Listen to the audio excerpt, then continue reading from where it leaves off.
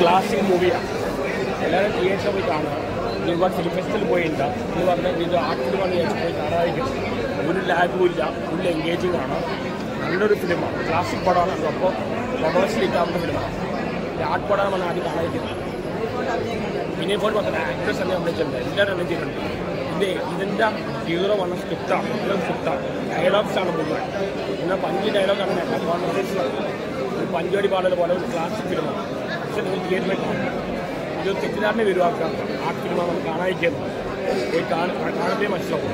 ഞാനൊരു ആർട്ട് ഫിലിമാണ് വിചാരിച്ചത്, കണ്ടപ്പോഴേ മനസ്സിലാവും. റിലീസ് ചെയ്ത് തിയേറ്ററിലും എല്ലാവരും ആ സിനിമ ഇഷ്ടപ്പെടുന്നുണ്ട് എന്നറിഞ്ഞത് ഒരുപാട് സന്തോഷമുണ്ട്.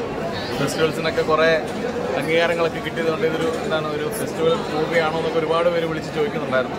പക്ഷെ അതല്ലാന്ന് നമുക്ക് നല്ല ഉറപ്പുണ്ടായിരുന്നു. അപ്പോൾ ഇന്ന് ഒരു ഫസ്റ്റ് ഷോ കണ്ടു കഴിഞ്ഞപ്പോഴാണ് ആ ജനങ്ങൾക്കും അത് മനസ്സിലായിട്ടുള്ളത്. തീർച്ചയായിട്ടും തിയേറ്ററിൽ വന്ന് എക്സ്പീരിയൻസ് ചെയ്യേണ്ട ഒരു സിനിമയാണ് കേട്ടോ. വളരെ മനോഹരമായൊരു സിനിമയാണ്. അതെല്ലാവരും തിയേറ്ററിൽ യൂസ് ചെയ്യരുത്.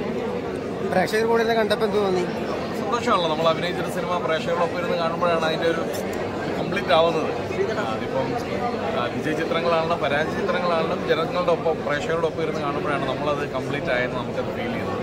അപ്പോൾ ഇതൊരു സിനിമ ഒരു പൂർണ്ണമായിട്ടുള്ളൊരു വിജയ ചിത്രം കൂടെ ആകുമ്പോൾ അതിൻ്റെ സന്തോഷം കുറച്ച് കൂടുമെന്നുമാണ്. അതെ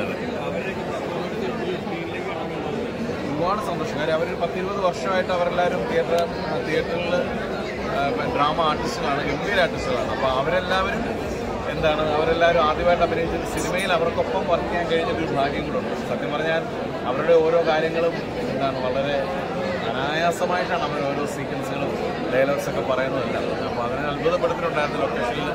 അപ്പം തിയേറ്ററിൽ കാണുമ്പോൾ അവരാരും പുതിയ ആൾക്കാരാണെന്ന് നമുക്ക് ഫീൽ ചെയ്യില്ല. അത്രയധികം നാച്ചുറലായിട്ടാണ് അവരെല്ലാം ചെയ്യുന്നത്. ഫുൾ ക്രെഡിറ്റ് തീർച്ചയായിട്ടും ആനന്ദിനാണ്, റൈറ്ററും ഡയറക്ടറുമായ ആനന്ദ് ഋഷിക്കാണ്. അദ്ദേഹത്തിൻ്റെ ഒരു അദ്ദേഹം ഞങ്ങളെല്ലാവരെയും അങ്ങനെ കൊണ്ടുപോയതാണ്.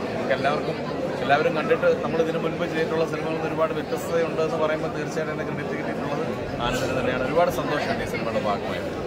Thank you so much. ആ സിനിമ ഞാൻ എന്നെ മാത്രമല്ല കോൺസെൻട്രേറ്റ് ചെയ്ത് കണ്ടത്. ഞാൻ ആ സിനിമയാണ് സത്യം പറഞ്ഞാൽ ഞാൻ എന്നെ കണ്ടില്ല. ഞാൻ ആ സിനിമയിൽ ഭയങ്കര ഇൻവോൾവഡ് ആയിരുന്നു.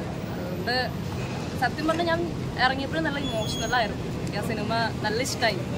അതുകൊണ്ട് തന്നെ ഞാൻ വീണ്ടും പറയാണ്, സിനിമ എന്തായാലും എല്ലാവരും തിയേറ്ററിൽ തന്നെ വന്ന് കാണണം. ഒരിക്കലും ഒരു അവാർഡ് പടം എന്നുള്ള രീതിയിൽ തന്നെ കാണരുത്. നല്ലൊരു സിനിമയാണ്, എല്ലാവരും തിയേറ്ററിൽ തന്നെ വന്ന് കാണണം.